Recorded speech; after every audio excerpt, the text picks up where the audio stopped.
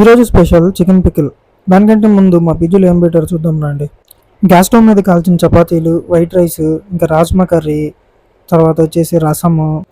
ఆ మజ్జిగ కంటే ఈ రసమే కొంచెం తిక్కుగా ఉంది చూడండి. ఇంకా నెక్స్ట్ అయితే సూపర్ స్టార్ మజ్జిగ. ఇంక ఇవన్నీ ఏం తింటామా బాబు అనుకునే లోపు మన వాళ్ళు అయితే చికెన్ పికిల్ పట్టుకొని వచ్చేసారు అనమాట.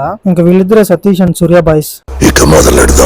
ఇంకా పికిల్ ని నీట్ గా రైస్ లో కలుపుకొని దాంతో పాటు ముక్క పెట్టుకొని తింటుంటే మాత్రం ఆహా, టేస్ట్ అయితే భలే ఉంది.